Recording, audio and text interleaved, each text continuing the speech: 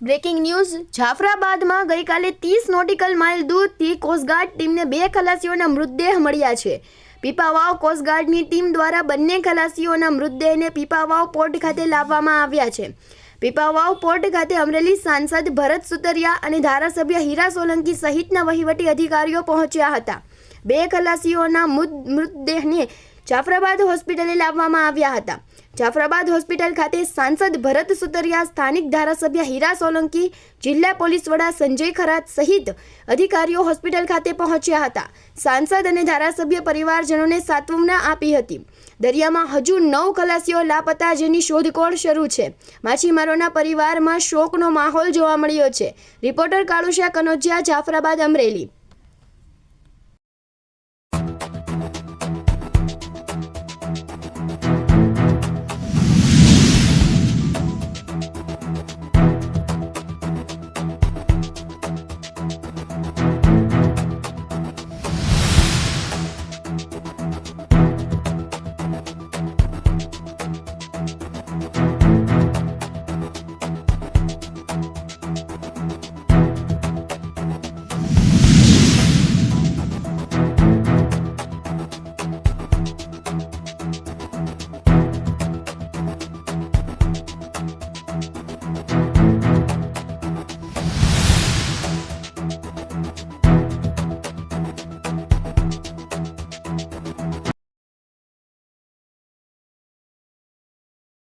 જાફરાબાદમાં એક દુઃખદ ઘટના બની હતી, જેનામાં 11 જે ખલાસીઓ છે એ દરિયામાં લાપતા હતા। કોસ્ટગાર્ડની મદદથી એનામાંથી જે 2 ડેડ બોડી છે એ રિટ્રીવ કરવામાં આવેલી છે। આ ડેડ બોડીઓને CHC ખાતે લઈ આવી એમની આઈડેન્ટિફિકેશન કરવામાં આવેલી છે અને બંને ડેડ બોડીનું આઈડેન્ટિફિકેશન થઈ ગયું છે। ઇન્ક્વેસ્ટ અને પોસ્ટમોર્ટમની કાર્યવાહી બાદ જે રિલેટિવ્સ છે એમને આ ડેડ બોડીઓ સુપ્રત કરવામાં આવશે અને જે બીજા પણ છે એમની સર્ચ ચાલુ જ છે। જેવી રીતના એ મળતા આવશે એવી રીતના એમને પણ સુપ્રત કરવાની કાર્યવાહી ચાલુ જ છે। સૌપ્રથમ તો હું કોસ્ટગાર્ડનો ખૂબ ખૂબ આભાર માનું છું કે જે રીતે એ લોકોએ મહેનત કરી અને અમારા જાફરાબાદ શહેરના લોકોના 2 ડેડ બોડી મળી છે, એની ઓળખ થઈ ગઈ છે। આજે એનો પરિવાર ખૂબ દુઃખની લાગણી અનુભવે છે।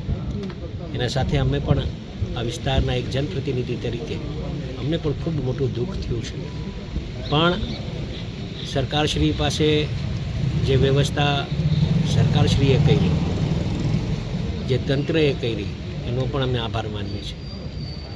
હેલિકોપ્ટરની સુવિધા મળી, શિપની સુવિધા મળી અને શિપને સફળતા પણ મળી, પણ હજુ પણ જ્યારે 9 જણા લોકો જે મિસિંગ છે, શિપગાર્ડના અધિકારી સાથે બેઠીને અમે ચર્ચા કરી અને એવી પણ સ્થિતિની ગંભીરતાપૂર્વક અમને બધી ધ્યાન ઉપર મૂક્યું, એવે જે વર્ણન કર્યું એ વર્ણન અમને પણ શોકદાયી, કેમ કે જે સ્થિતિએ એ લોકોએ કામ કર્યું છે એ સ્થિતિ એ લોકોને જ પૂછી શકાય।